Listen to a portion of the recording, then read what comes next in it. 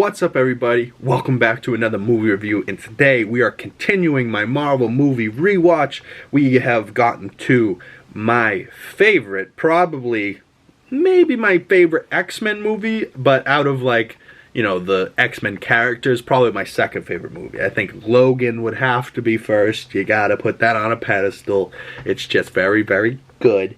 Plus, it's Hugh Jackman and all the things you love. It's rated R. It's got things you need.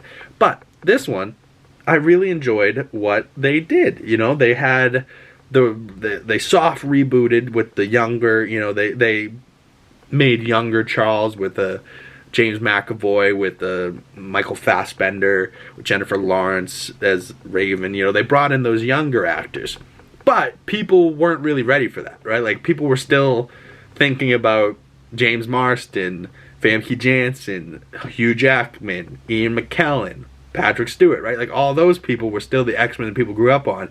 So when they threw us this new bone, we were like, I don't know. First Class was pretty damn good. The scene where Fassbender puts the coin through Kevin Bacon's head, that's pretty badass stuff. I really like that movie too. But this one did the best to meld those together, right? Like, kind of retcons First Class, kind of retcons X-Men Origins Wolverine, cancels that out of existence, kind of retcons The Last Stand, retcons that out of existence, right? So Jean's supposed to be dead, Scott's supposed to be dead, Professor X is supposed to be dead in that universe, right? Because they were ending that story, but because they continued it in Days of Future Past, they were able to bring back those characters, fix that history, right? So by the end of that film, they have a very Hugh Jackman Wolverine and Professor X have a great little conversation at the end of that movie where he's like, the way time travel works in his mind, like he's been there this whole time in this new history that he's now created,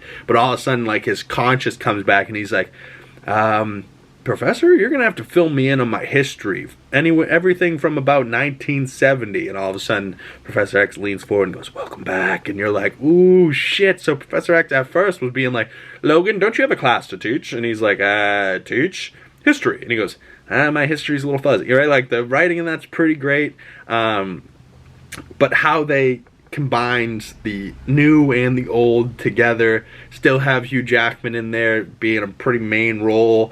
Peter Dinklage as Trask, I really liked him.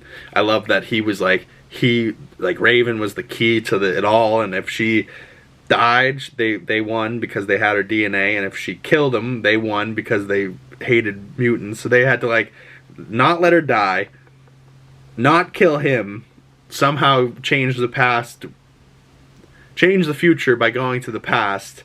And it was a complicated time. Like, time travel is always complicated, but it was complicated enough that it made sense, right? You know what I mean? Like, you were able to follow it, and all of a sudden you're like, oh wow, they fixed it, right? And then at the end you see Beast is back instead of Nicholas Hoult Beast. Thank God in Days of Future Past his design looked better than how he looked in First Class. Thank God. But overall, I think I gave the movie 4 out of 5 stars. It's just solid fucking film, But stay tuned. We're going back. We're going to be talking about why Marvel Phase 1 was peak MCU. So stay tuned for that next video.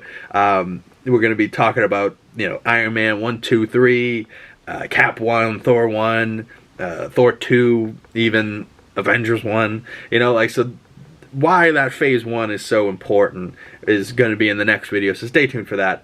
And comment below, what did you think of X-Men Days of Future Past? Was it terrible? Did you initially like it? Do you hate it now? Did you initially hate it? Do you like it now? I think at first I was like confused, but all these years later, it's still one of the best done X-Men films. It's got Michael Fassbender and James McAvoy, which I really liked those additions to that team. I didn't really love Jennifer Lawrence as Raven, but still had Ian McKellen, Patrick Stewart, and Hugh Jackman, which I loved from the first movies. Halle Berry, Storm, there was things that they did right, and then there was things they did not so right? So, like a Dark Phoenix Last Stand, kind of throwing that in there as she, has to get killed by Logan, I don't know.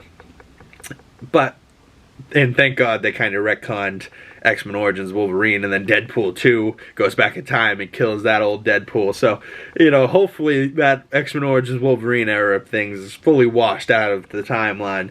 But we'll see. Deadpool 3 coming around the corner, so I'm so excited to see Ryan Reynolds as comic accurate Deadpool and Hugh Jackman as comic book accurate Wolverine. I think he was just born to play the role. He's just got the deep voice. I really want to see him smoking cigars and talking shit. And in the rated R movie where there's going to be fucks flying and fuck you Bub, and oh Wolvie, I love you, fuck you. He's going to be killing them left and right because they can both heal. Right? So it's like the ultimate duo. They both hate each other. They're both snarky. They both talk shit. They both cuss and swear a lot. Wolverine's just so badass that he's probably not going to be having any of that shit. So stay tuned. I'm so excited for movies coming out. But if you have any recommendations for me, comment them down below in the comment section. And if you're new to the channel, please smash that like button, smash that subscribe button if you're new. Follow all my links down in the description below, my Twitter, my Instagram, my Letterboxd. Go check out my movie reviews on there. And I'll see you guys in the next video. Peace.